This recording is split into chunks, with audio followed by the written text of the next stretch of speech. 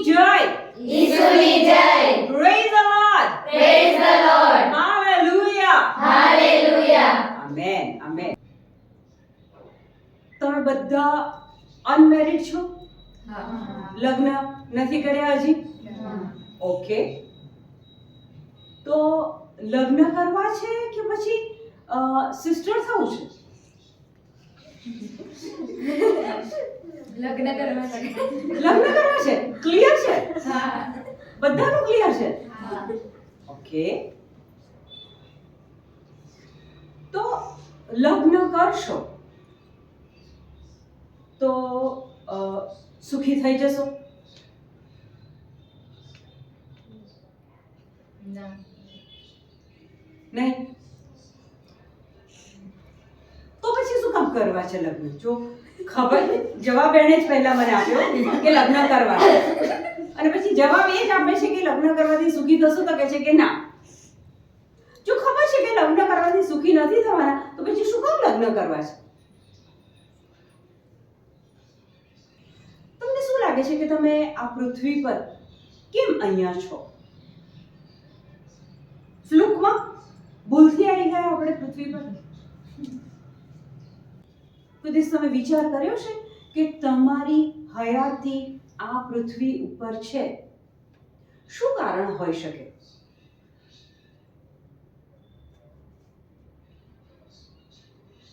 કે પછી આ પૃથ્વી પર એક બોજ તરીકે તમે જીવી રહ્યા છો?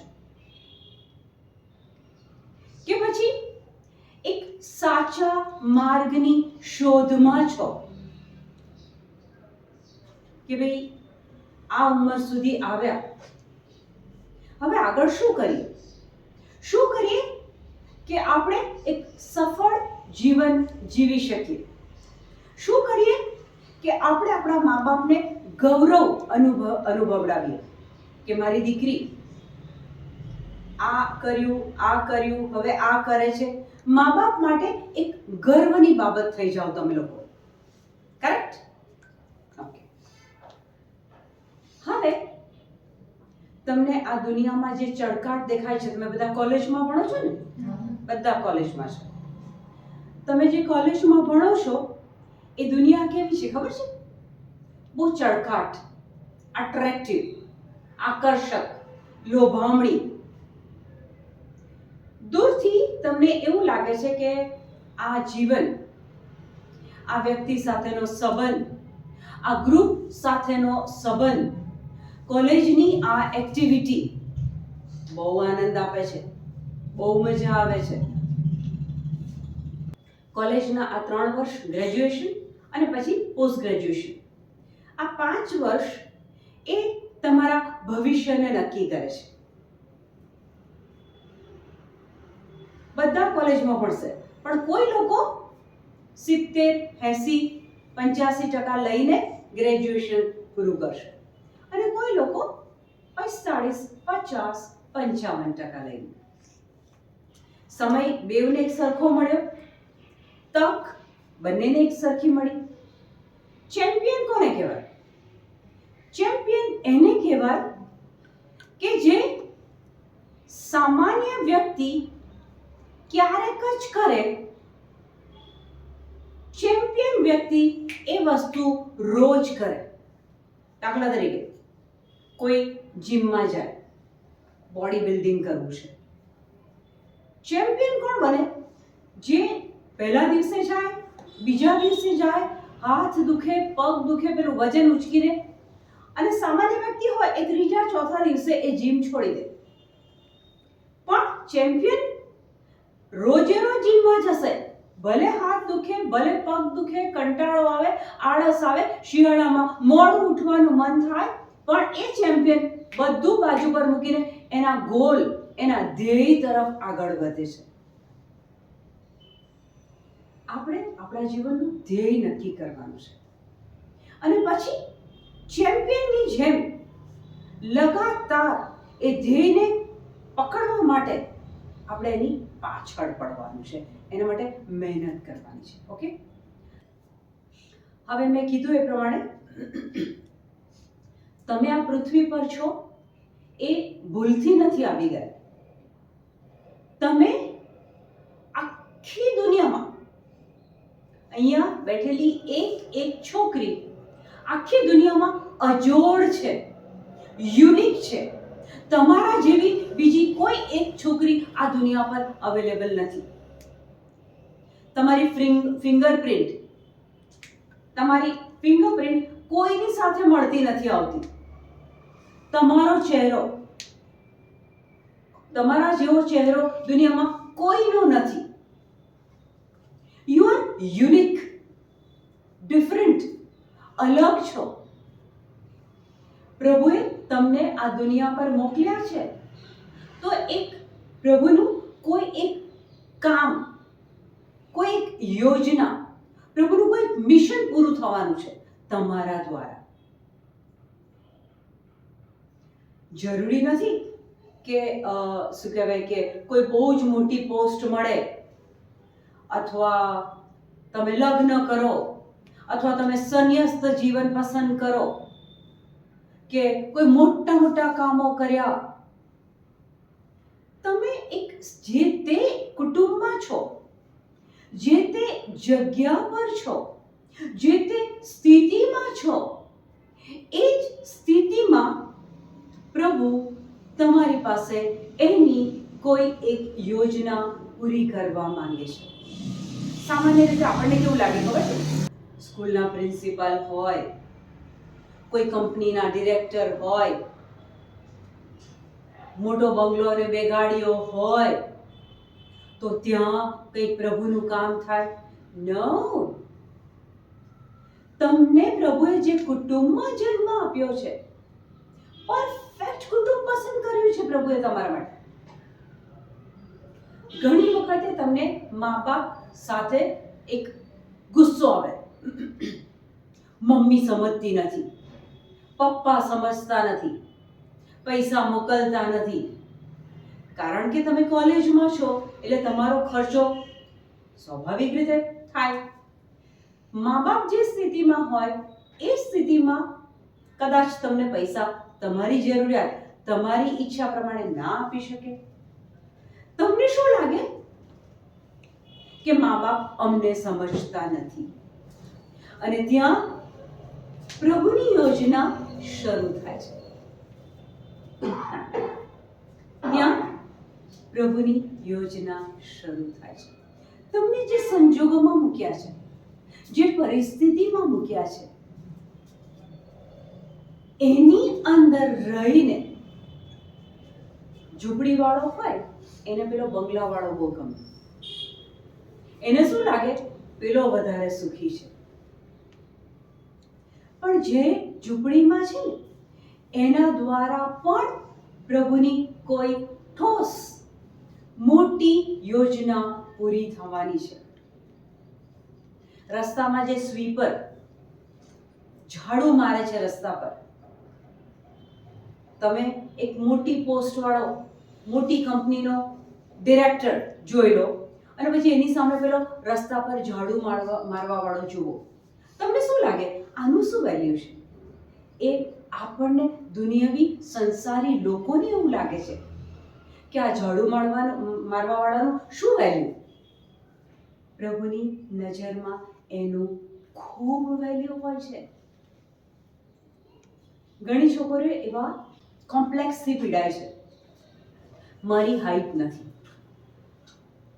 મારો કલર નથી, મારી પાસે સારા કપડાં નથી. આ તમને એક જે કોમ્પ્લેક્સ થાય છે, એ કોમ્પ્લેક્સ પ્રભુ તરફથી નથી આવતો. પ્રભુની નજરમાં તો તમે જે છો, તમે જેવા છો, હાઈટ છે નથી, જાડા છો પાતળા છો, તમે જેવા છો, તમે પ્રભુનું સર્જન છો. દુનિયામાં અજોડ છો, તમારા જેવું બીજું કોઈ નથી બનાવ્યું પ્રભુએ. પ્રભુએ તમને ખૂબ પ્રેમથી બનાવ્યા છે. જો તમે તમારી જાતને સ્વીકારો, તમે જે સંજોગોમાં છો, જે પરિસ્થિતિમાં છો, જે જગ્યાએ છો, જેની સાથે છો, એને સ્વીકારવા માંડો, તે ઘડીથી પ્રભુની તમારા જીવનની યોજના શરૂ થાય છે. કોઈ સારું છે, કોઈ ઊંચું છે, કોઈ ગોરું છે, કોઈ પૈસાવાળું છે, એને જોઈને આપણે એમ વિચારે મારી પાસે કંઈ નથી.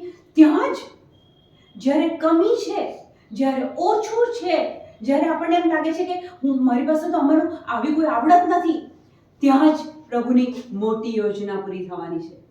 તમને ખબર છે, મૂસા, પ્રભુ એને એક કામ આપે છે. તો મૂસા પ્રભુને શું કહે છે ખબર છે? પ્રભુ, હું કેવી રીતના આ કામ કરી શકું? મને તો બોલતાય નથી આવડતું. મોશેને એ વખતે એ ફાવટ નહોતી, એટલે મોશે પોતાની જાતમાં જે કમી હતી એને પ્રભુ આગળ બતાવી કે પ્રભુ, આ કામ તો હું કેવી રીતના કરી શકું? મને તો બરાબર બોલતા પણ નથી આવડતું. પ્રભુ કહે છે, એના વિશે તારે ચિંતા કરવાની જરૂર નથી. હું તને કહું છું એ તું કર. પછી મોશે જ પ્રભુની વાત માને છે અને પછી ઇજિપ્તમાંથી, મિસરમાંથી ઇઝરાયેલી લોકોને પ્રભુની કૃપાથી ત્યાંથી બહાર કાઢે છે મૂસા. બરાબર? એટલે આપણી કમીને આપણે નથી જોવાની. જ્યારે કોઈ કમી છે તો એમાં પ્રભુની કોઈ યોજના પૂરી થવાની છે. ઓકે, સારું. તમારી દ્રષ્ટિએ ઈસુ કોણ છે? તમારી દ્રષ્ટિએ વ્યક્તિગત રીતે ઈસુ કોણ છે? એન્જલિના કહે છે કે ઈસુ એ મુક્તિદાતા છે. પોતાનું બલિદાન આપ્યું હતું અમારા માટે, અમારા પાપો માટે. ઈસુએ આપણા પાપો માટે બલિદાન આપ્યું હતું. શું નામ તારું બેટા? મિશેલ. Michelle, very good. ઈસુએ બલિદાન આપેલું. ઈસુ મારા જીવનનો આધાર. સિસ્ટર કહે છે કે ઈસુ એ મારા જીવનનો આધાર. આ કહે છે મુક્તિદાતા. એ કહે છે કે પાપો ધોયા. ઈસુ એ મારા જીવનનો સાચો ગોવાળ છે. પિતાએ પોતાનો પુત્ર પ્રભુ ઈસુને આપણા મુક્તિ ખાતર વેરી નાઇસ. ઈશ્વર પિતાએ, પરમ પિતાએ ઈસુને આપણી મુક્તિ માટે પૃથ્વી પર ઈસુને મોકલ્યા. Very good. આપણને રોગ મુક્ત કર્યા, પાપ મુક્ત કર્યા. ઈસુ નવા કરારમાં આયા કે ઈસુ જૂના કરારમાં હતા? મારો સવાલ હતો, ઈસુ નવા કરારમાં આયા કે ઈસુ જૂના કરારમાં હતા જ? તમને કોઈ કીધું કે ઈસુ નવા કરારમાં આયા. ઓકે, ઉત્પત્તિનો પહેલો અધ્યાય પહેલું વચન કોણ વાંચશે? પ્રારંભમાં ઈશ્વરે આકાશ અને પૃથ્વી સર્જ્યું. પ્રારંભમાં ઈશ્વરે આકાશ અને પૃથ્વી સર્જ્યા. એટલે ત્યાં ઈશ્વરની વાત આવી. ઈશ્વરની વાત આવી. પછી પૃથ્વી અસ્તવ્યસ્ત અને શૂન્ય હતી. પૃથ્વી કેવી હતી? અસ્તવ્યસ્ત, શૂન્ય, કાંઈ નહોતું. પછી અને અથાગ જલરાશિ ઉપર અંધકાર છવાયેલો હતો. અથાગ જલરાશિ, જલ એટલે પાણી, જલરાશિ પાણી. અથાગ જલરાશિ પર અંધકાર છવાયેલો હતો. એટલે કલ્પના કરો કે પહેલા પૃથ્વી પર કાંઈ નહોતું, માત્ર અંધારું, પાણી હતું બધે. ઓકે, હા, પછી આગળ. અને પાણી ઉપર ઈશ્વરની શક્તિ ઘૂમતી હતી. પાણી ઉપર શું હતું? ઈશ્વરની શક્તિ. ઈશ્વરની શક્તિ. પહેલા જ વાક્યમાં કીધું કે પ્રારંભમાં ઈશ્વરે આકાશ અને પૃથ્વી સર્જ્યા. ત્યાં ઈશ્વરની વાત આવી. હવે કે છે પાણી પર ઈશ્વરની શક્તિ ઘૂમતી હતી. ઈશ્વરની શક્તિ એટલે શું?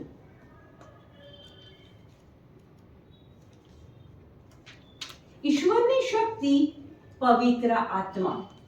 પાણી હતા, પાણી પર કોણ હતું? પવિત્ર આત્મા. એટલે પહેલા ઈશ્વરનો રેફરન્સ આવ્યો, હવે પવિત્ર આત્માનો રેફરન્સ આવ્યો. હવે આગળ વાંચો. ઈશ્વરે કહ્યું, પ્રકાશ પ્રગટો, અને પ્રકાશ પ્રગટ્યો. ત્રીજું વચન ઉત્પત્તિ 1:3 માં કે છે કે ઈશ્વરે કહ્યું કે પ્રકાશ પ્રગટો, અને પ્રકાશ પ્રગટ્યો. અંધારું હતું, બધે પાણી હતા. ત્યારે ઈશ્વર શું બોલ્યા? પ્રકાશ પ્રગટો. અને પછી પ્રકાશ થયો. તો પ્રભુના મુખમાંથી શું નીકળ્યું? શબ્દ નીકળ્યો. પ્રભુના મુખમાંથી શબ્દ નીકળ્યો. આ શબ્દ શું છે? ઈશ્વર. શબ્દ એ ઈશ્વર છે. મિશેલ કેવી રીતના તે કીધું મને કે શબ્દ ઈશ્વર છે? જવાબ સાચો છે. તે મને કેવી રીતના કીધું કે શબ્દ ઈશ્વર છે? સાંભળેલું છે. Very nice. પ્રભુના મુખમાંથી જે નીકળ્યો એ શબ્દ. અને શબ્દ, મેં પૂછ્યું કે શબ્દ એટલે શું? તો મિશેલ કહે છે કે શબ્દ એટલે ઈશ્વર. શબ્દ એટલે ઈશ્વર કેવી રીતના હોઈ શકે? એક પ્રશ્ન તો થાય ને કે શબ્દ ઈશ્વર કેવી રીતના હોઈ શકે? યોહાનમાં 1લો અધ્યાય અને 1લું વચન કોણ વાંચશે? પ્રારંભમાં શબ્દ હતો જ. પ્રારંભમાં શબ્દ હતો જ. ત્રીજા વચનમાં પ્રભુએ શું કીધું? પ્રકાશ પ્રગટ્યો. અને પ્રકાશ પ્રગટ્યો, પ્રભુના મુખમાંથી શબ્દ નીકળ્યા. ધેટ મીન્સ કે પ્રારંભમાં શબ્દ હતો જ. નક્કી? પાક્કું? આટલું ખબર પડી તમને? પ્રારંભમાં શબ્દ હતો જ. શબ્દ ઈશ્વર સાથે હતો. શબ્દ કોની સાથે હતો? ઈશ્વર. ઈશ્વર સાથે હતો. શબ્દ ઈશ્વર હતો. શબ્દ ઈશ્વર હતો. બાઇબલમાં લખ્યું છે, હું નથી કહેતી, કે શબ્દ પ્રભુના મુખમાંથી જે નીકળ્યો, પ્રકાશ પ્રગટ્યો, એ શબ્દ કોણ હતું? ઈશ્વર. ઈશ્વર. ઓકે, હવે એમાં 14મું વચન વાંચો. યોહાન 1:14 વાંચો. અને શબ્દ માનવ થઈને અવતર્યો. અને શબ્દ માનવ થઈને અવતર્યો. અને શબ્દ માનવ થઈને અવતર્યો. એ કોણ? પ્રભુ ઈસુ. Very good. શું નામ તારું? સ્નેહા. સ્નેહા. Very good. શબ્દ માનવ થઈને અવતર્યો એટલે કે ઈસુ પોતે. ઓકે, એટલે ઈસુ નવા કરારમાં નથી આવ્યા. ઈસુ તો જૂના કરારથી, પ્રારંભથી હતા જ. ઓકે, હવે યોહાનમાં 8મો અધ્યાય અને 58મું વચન વાંચો ને. ઈસુએ કહ્યું, હું તમને સાચે સાચ કહું છું કે સાચે સાચ કહું છું કે અબ્રાહમ જન્મ્યા. અબ્રાહમ કોણ?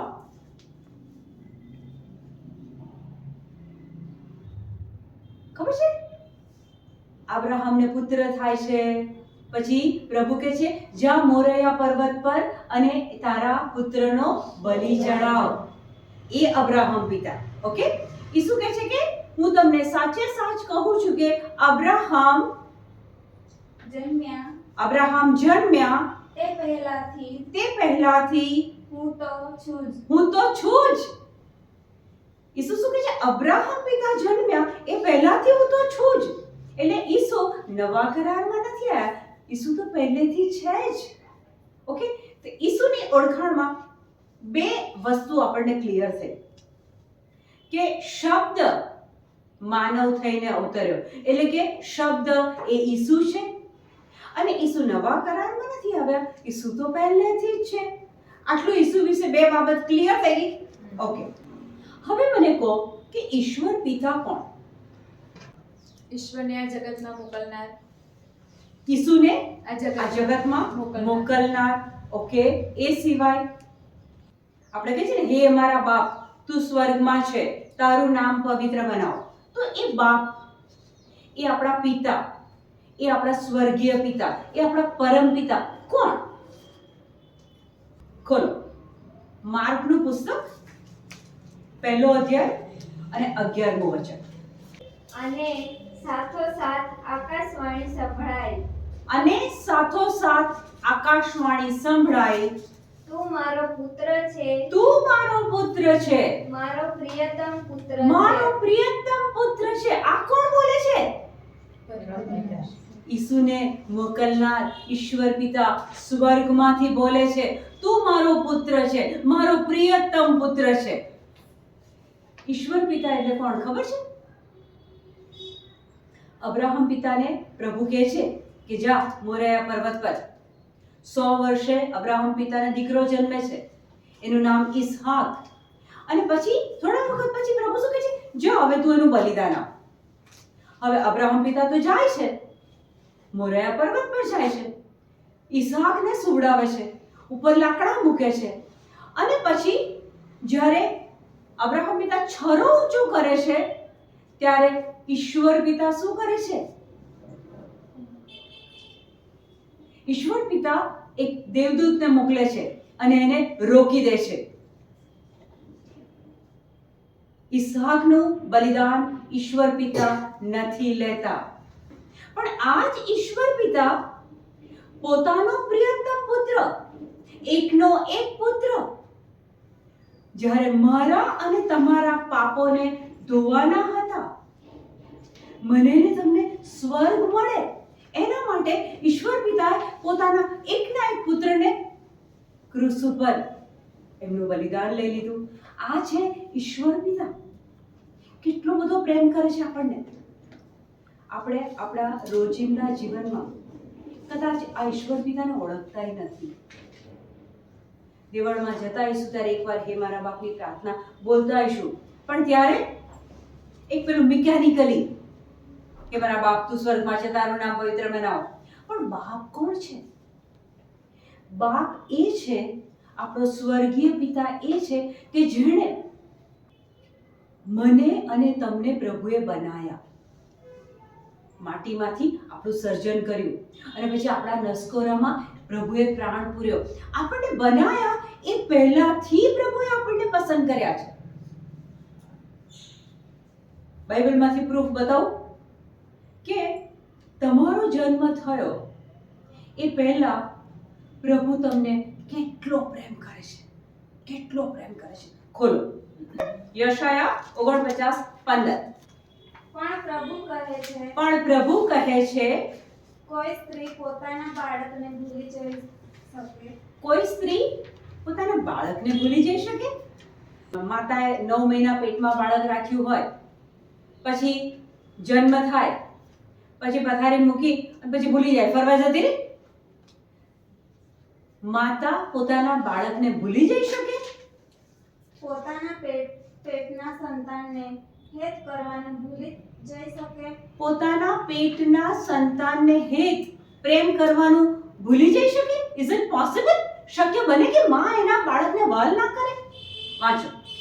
કદાચ માતા ભૂલી જાય, પ્રભુ કહે છે કદાચ એકવાર દુનિયાવી માતા ભૂલી જાય, પણ હું તને નહીં ભૂલું. કદાચ દુનિયાવી માતા ભૂલી જાય. મધર ટેરેસાનું મંડળ આપણે જાણીએ છીએ ને.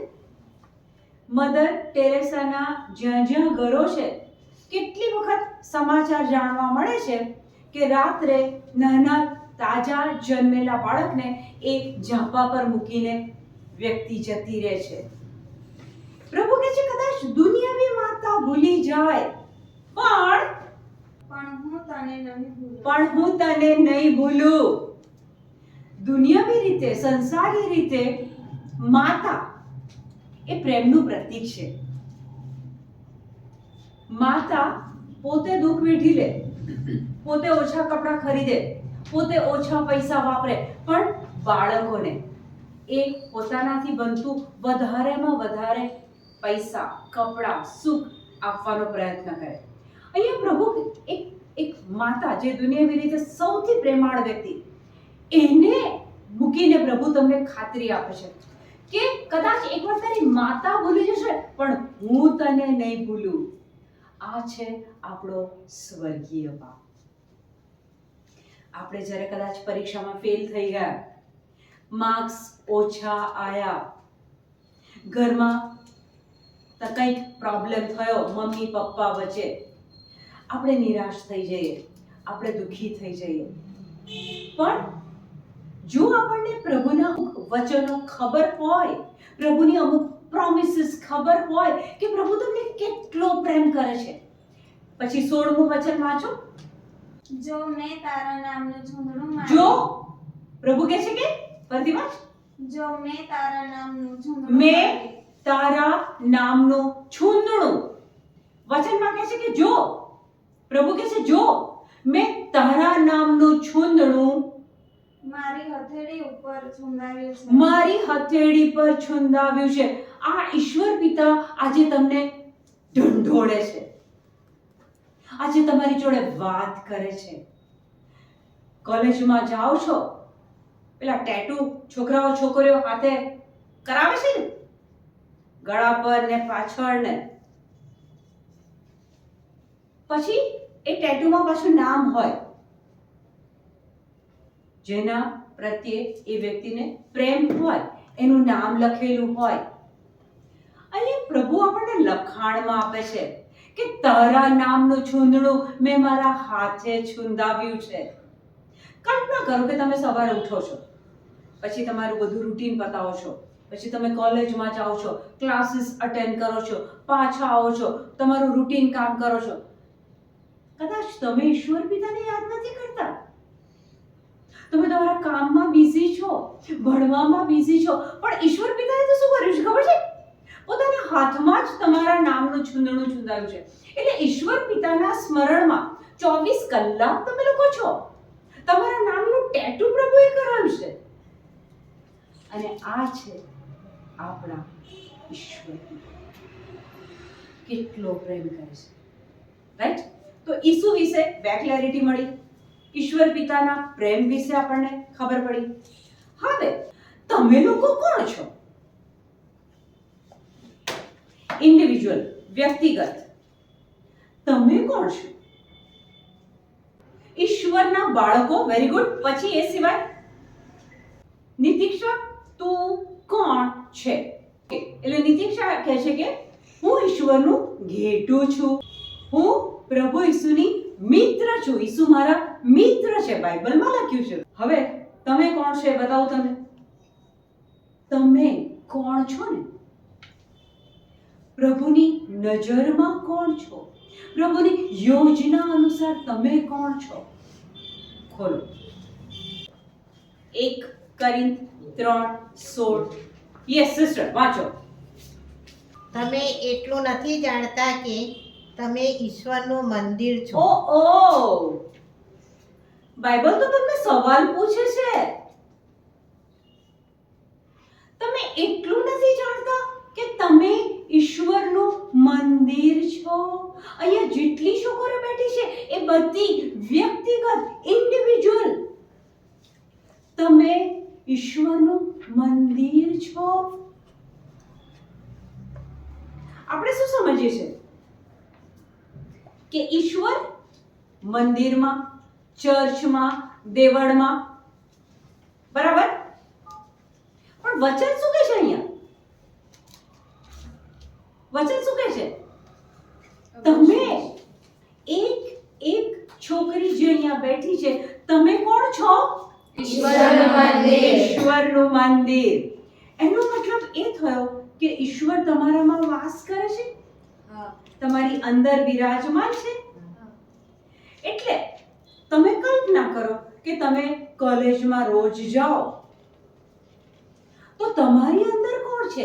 ઈશ્વર પોતે, જીવતા જાગતા ઈશ્વર તમારી અંદર છે. બીજું પણ એક એમાં જ ખોલો 1 કોરિન્થ 6:19. તમને એટલી ખબર નથી કે તમને એટલી ખબર નથી? ફરીથી પ્રશ્ન આવ્યો તમને. જો તમે બાઇબલ વાંચો ને, તમે બાઇબલ વાંચો છો કે નહીં એ મને નથી ખબર, પણ જો હવે પછી જો તમે બાઇબલ વાંચો ને તો જ્યારે બાઇબલ વાંચતા હોય ત્યારે શું થાય ખબર છે? પ્રભુ તમારી જોડે વાત કરે. એ કલમો દ્વારા પ્રભુ તમારી સાથે વાત કરે. અહીંયા પ્રભુ તમને સવાલ જ ડાયરેક્ટ પૂછે છે. ફરીથી વાંચો. તમને એટલી ખબર નથી કે તમને એટલી નથી ખબર કે તમારો દેહ તો તમારામાં તમારો દેહ તો તમારામાં વસતા અને ઈશ્વર તરફથી મળેલા પવિત્ર આત્માનું મંદિર છે. બીજી વખત બાઇબલમાં આવ્યું કે તમારા અંદર પ્રભુ વસે છે, તમે પવિત્ર આત્માનું મંદિર છો. હવે પવિત્ર આત્મા, જો તમે પવિત્ર આત્માનું મંદિર છો, જો તમારી અંદર પવિત્ર આત્મા બિરાજમાન છે, તો આપણને એ તો ખબર હોવી જોઈએ ને કે પવિત્ર આત્મા કોણ છે, પવિત્ર આત્મા શું કામ કરે છે, પવિત્ર આત્માની શક્તિ કેવી છે, પવિત્ર આત્મા કેવા ચમત્કારો કરે છે, એટલી તો ખબર હોવી જોઈએ ને. કારણ કે વચન કહે છે કે આપણે પવિત્ર આત્માનું મંદિર છીએ. પવિત્ર આત્મા કોણ એ આપણે સમજવા માટે એક વચન લઈએ. યોહાન 14:26. પણ તમારો બેલી પણ તમારો બેલી. ઉભા રહેજો. બેલી એટલે શું? બેલીનો મતલબ શું થાય? મિત્ર. બેલી એટલે મિત્ર. પણ તમારો બેલી એટલે કે પવિત્ર આત્મા એટલે કે પવિત્ર આત્મા. બેલી એટલે કે પવિત્ર આત્મા, જેને મારો પિતા મારે નામે મોકલનાર છે. હા, ઈસુ કહે છે તમારો બેલી પવિત્ર આત્મા કે જેને મારો પિતા તમારા માટે મોકલનાર છે, તે તમને બધું સમજાવશે. તે તમને બધું સમજાવશે. એટલે તમે કોલેજમાં ભણો છો અને ક્લાસમાં જાઓ ત્યારે પ્રોફેસર આવે, સાયકોલોજીનો સબ્જેક્ટ હોય તો પ્રોફેસર તમને સમજાવે છે ને. અહીંયા ઈસુ શું કહે છે? તમારો બેલી, તમારો મિત્ર, પવિત્ર આત્મા એ તમને બધું સમજાવશે. લગ્ન કરું કે ના કરું, સિસ્ટર થવું કે ના થવું, આ છોકરા જોડે લગ્ન કરું કે પેલા છોકરા જોડે લગ્ન કરું, એ બેલી, એ પવિત્ર આત્મા તમારી અંદર છે. હવે જ્યારે જેમ તમે એક મિત્રની જોડે વાત કરો છો અને એ મિત્ર તમને જવાબ આપે છે, એવી રીતના આજે તમે ટ્રાય કરજો રાત્રે સૂતા પહેલા. એ વિશ્વાસ, એ શ્રદ્ધા રાખજો કે પવિત્ર આત્મા તમારી અંદર છે અને ઈસુ કહે છે એ તમારો મિત્ર છે. તમે મિત્રની આગળ બધી વાત કરો છો ને, તમારી બેનપણી આગળ, આજે કોલેજમાં આમ થયું, આજે કોલેજમાં તેમ થયું, બધી તમે વાત કરો છો.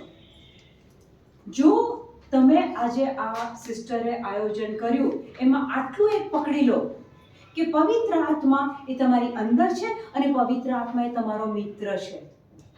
જેમ તમે મિત્રની જોડે વાત કરો છો એમ એકાંતમાં, ચર્ચમાં જાઓ, ઘરે બેઠા હોય, રાત્રે સૂતા પહેલા, રાત્રે સૂતી વખતે પથારીમાં પવિત્ર આત્મા જોડે વાત કરો. પવિત્ર આત્મા, મને આ સબ્જેક્ટમાં સમજ નથી પડતી, મને આ નિર્ણય લેવામાં સૂઝ નથી પડતી, પવિત્ર આત્મા મને હેલ્પ કરો ને.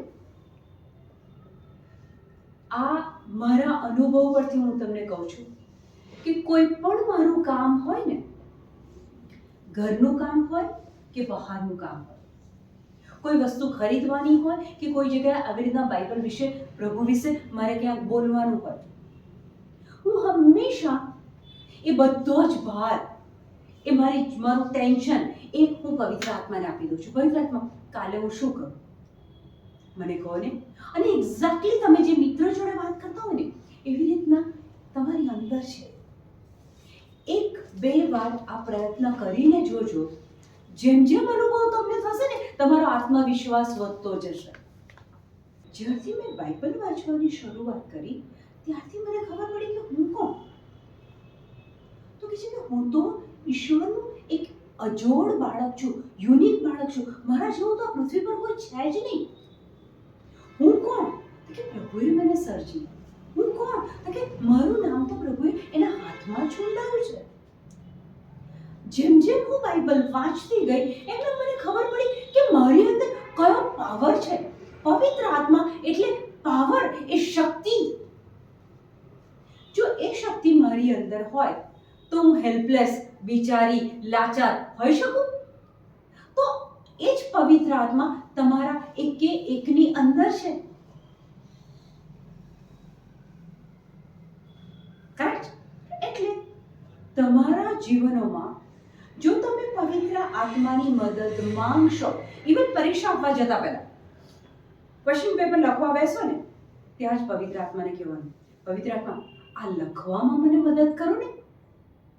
એક પહેલી એક્ઝામમાં ટ્રાય કરીને જોજો, તૈયારી તો કરવી પડશે. તમે એમ કહો કે વાંચ્યા વગર પછી હું પવિત્ર આત્માને કહું તો પવિત્ર આત્મા એવું તો કેવી રીતના હેલ્પ કરે? તૈયારી કર્યા પછી ઘણી વખત આપણે ક્વેશ્ચન પેપરમાં ગૂંચવાઈ જઈએ છીએ. ક્વેશ્ચન પેપર શરૂ કરતા પહેલા તમારે પવિત્ર આત્માને મદદ માંગવાની, અને પછી તમે જુઓ કે તમારા રાઇટિંગમાં જે એક્સલન્સ, એટલું ફર્સ્ટ ક્લાસ લખાશે અને એ માર્ક્સ તમે આવશે ને ત્યારે તમે મહેસૂસ કરશો કે પવિત્ર આત્માની હેલ્પ લીધા પછી જ્યારે મેં કામ કર્યું ત્યારે એ કામનું પરિણામ કેવું હોય. ઓકે, તો ઈશ્વર પિતા કોણ, પ્રભુ ઈસુ ખ્રિસ્ત કોણ અને પવિત્ર આત્મા કોણ, એ થોડો ખ્યાલ આપણે લીધો. આના વિશે આપણે લઈએ તો ઘણું બધું લાંબુ આપણે સમય જાય, આપણી પાસે એટલો સમય નથી, બરાબર? હવે આપણે હમણાં એક વચન વાંચ્યું કે ઈશ્વર બોલ્યા પ્રકાશ પ્રગટ્યો અને પ્રકાશ પ્રગટ્યો, બરાબર? હવે ઈશ્વર પિતા બોલે એટલે થાય, પણ આપણે બોલીએ તો થાય ખરું? ઉત્પત્તિ 1લો અધ્યાય અને એમાં 27મું વચન વાંચો. મિશેલ. આથી ઈશ્વરે પોતાની પ્રતિમૂર્તિ રૂપે માણસોને પેદા કર્યા. આથી ઈશ્વરે પોતાની પ્રતિમૂર્તિ રૂપે માણસને પેદા કર્યા. ઈશ્વરે માણસને કેવા પેદા કર્યા? પોતાની પ્રતિમૂર્તિ, પોતાના જેવા જ. એટલે પ્રભુ પાસે જે શક્તિ છે એ જ શક્તિ પ્રભુએ તમને આપી છે. એમની પ્રતિમૂર્તિ, એમની પાસે જે પવિત્ર આત્મા છે એ જ પવિત્ર આત્મા પ્રભુએ તમને આપ્યા છે. તમારી પાસે એ શક્તિ છે. વિશ્વાસ છે કે નથી? છે. ઈશ્વરે એમની પ્રતિમૂર્તિ રૂપે આપણને બનાવ્યા છે. હું નથી કહેતી, બાઇબલ કહે છે. હવે ઈશ્વર બોલ્યા અને થયું, તો આપણે બોલીએ તો થાય કે ના થાય એ આપણે જોઈએ. હવે ખોલો સુભાષિતો 18:21. મારવું જીવાડવું જીભના હાથમાં છે. વચન શું કહે છે? મારવું જીવાડવું જીભના હાથમાં છે. એને જેમ ચલાવશો તેવું ફળ પામશો. એને જેમ ચલાવશો તેવું ફળ પામશો. કેટલું સરસ વચન છે. મારવું જીવાડવું જીભના હાથમાં છે. તમારા જીભમાં એ પાવર, એ શક્તિ પ્રભુએ મૂકી છે. એને જેમ ચલાવશો તેવા ફળ પામશો. હવે માનો કે તમારી વાર્ષિક પરીક્ષા પતી ગઈ અને રિઝલ્ટ આવવાનો સમય છે, અને પછી તમે ઘરમાં બોલ બોલ કરો છો, મારું રિઝલ્ટ ખબર નહીં કેવું આવશે, આ વખતે મેં બહુ સારા પેપર લખ્યા નથી, ખબર નહીં હું પાસ થઈશ કે નહીં. ઇન્ટરવ્યુ આપ્યું છે, નોકરીની રાહ જુઓ છો, નોકરી મળશે કે નહીં, ઇન્ટરવ્યુ એટલું સારું નથી ગયું. તમે તમારા જીભમાંથી કેવા વાક્યો બોલો છો? નકારાત્મક. જ્યારે પ્રભુએ કીધું કે પ્રકાશ પ્રગટો તો પૃથ્વી પર અંધારું હતું, ત્યારે પ્રભુ એવું બોલ્યા કે અંધારું તું જા અને પ્રકાશ આય. ના, પ્રભુને જે જોઈતું હતું એટલું જ પ્રભુ બોલ્યા. અંધારાનો રેફરન્સ પ્રભુ બોલ્યા નથી. પ્રભુ કહે છે પ્રકાશ પ્રગટો. તમારી જીભમાં એ પાવર છે, કારણ કે પ્રભુએ એમની પ્રતિમૂર્તિ રૂપ તમને બનાવ્યા છે. હવે માનો કે ફર્સ્ટ ક્લાસ તમે તૈયારી કરી છે, પરીક્ષામાં સરસ લખ્યું છે. હવે તમારે શું બોલવાનું? આ વર્ષે સૌથી સારામાં સારું મારું રિઝલ્ટ આવ્યું છે, બેસ્ટ રિઝલ્ટ મને મળ્યું છે. વચન શું કહે છે? મારવું જીવાડવું જીભના હાથમાં છે, એને જેમ ચલાવશો તેવા ફળ મળશે. જો તમે નોકરી મળી ગઈ છે, હું પાસ થઈ ગઈ છું, ખૂબ સારું રિઝલ્ટ મળ્યું છે, જો તમે આ બધું બોલશો તો તમારા જીવનમાં એવા જ ફળ આવશે. પણ તમે શંકાવાળા વાક્યો બોલશો તો તમને સફળતા મળશે નહીં. ક્લિયર? અહીંયા સુધી ક્લિયર થયું? એટલે આજ પછી રોજિંદા જીવનમાં પણ નેગેટિવ બાબતો નહીં બોલવાની. મારા પપ્પાનો આ પ્રશ્ન છે, મારી મમ્મીનો આ પ્રશ્ન છે, મારી મમ્મી આમ પૈસા નથી આપી. તમારા વાક્યોમાં એ જ હોવું જોઈએ કે તમારી જે બી જરૂરિયાત હોય, મને આ મળી ગયું છે, આટલા પૈસા મને મળી ગયા છે, મારી પાસે તો આટલા કપડાં છે, હું તો ભવિષ્યમાં બહુ જ સરસ નોકરી કરી રહી છું. તમે આજે બોલશો ત્યારે પવિત્ર આત્મા એ કામ તમારા માટે કરશે અને તમને એ સમયે, એ વર્ષે, એ ઉંમરે એ પરિણામ મળશે. બાઇબલમાં એક જગ્યાએ 5000 પુરુષો, સ્ત્રીઓ અને બાળકો અલગ, ખવડાવવાનો સમય હતો ત્યારે માત્ર 5 રોટલા અને 2 મચ્છી હતી. હવે આટલામાંથી હજારો લોકોને તો ખવડાવી ના શકાય. ત્યારે ઈસુ સૌથી પહેલા શું કરે છે ખબર છે? એ ઈશ્વર તરફ, પિતા તરફ રોટલો ઊંચો કરે છે અને શું કહે છે? પિતા, તારો આભાર માનું છું, પ્રભુ તારો આભાર માનું છું. રોટલા તો 5 જ છે, મચ્છી તો 2 જ છે, હજારોને ખવડાવવાનું છે, પણ પહેલા ઈસુએ આભાર માની લીધો અને પછી પેલા શિષ્યોને કહે છે આ પંગતમાં બેસાડો. આટલા બધાને ખવડાયા પછી 12 ટોપલા ભરાયા જે વધેલા રોટલા હતા એના ટુકડામાંથી. એટલે એક આપણે આધ્યાત્મિક નિયમ પકડી લો. આજે કશી બી કમી છે, ઘટી છે, કશુંક જોઈએ છે, આપણી પાસે નથી, નવો મોબાઈલ ક્રિસમસ પર લેવો છે કે ઈસ્ટર પર લેવો છે, કશી બી વસ્તુ જોઈએ છે, thank you Jesus, praise you Jesus કે મને નવો મોબાઈલ તમે આપી દીધો છે, મને નવો મોબાઈલ મળી ગયો છે. Thank you Jesus, praise you Jesus કે મને સરસ નોકરી મળી ગઈ છે. હજુ આપણા હાથમાં નોકરી નથી, પણ આને આધ્યાત્મિક નિયમ કહેવાય. તમે જે બોલો, ઇવન બીમાર હોય અને એ વ્યક્તિ બોલે કે હું સાજી છું, તો ત્યાં બી સાજાપણું મળે છે. ઓકે? તો આજ પછી એટલું યાદ રાખજો કે તમારી જીભમાં એક પાવર છે. તમે નેગેટિવ બોલશો તો તમારા જીવનમાં નેગેટિવ જ થવાનું છે. પણ જો એની જગ્યાએ thank you Jesus, praise you Jesus આ બાબત બની ગઈ છે, ચોક્કસ એ બાબત તમને જોવા મળશે. મેં આ જે કાંઈ બતાવ્યું, ઈસુ કોણ, ઈશ્વર પિતા કોણ, પવિત્ર આત્મા કોણ, આપણે પવિત્ર આત્માનું મંદિર છીએ, આ બાબતો સમજમાં આવી? પ્રાર્થના કરીએ, છેલ્લી પ્રાર્થના કરીએ, આંખો બંધ કરીશું. પ્રભુ, આજથી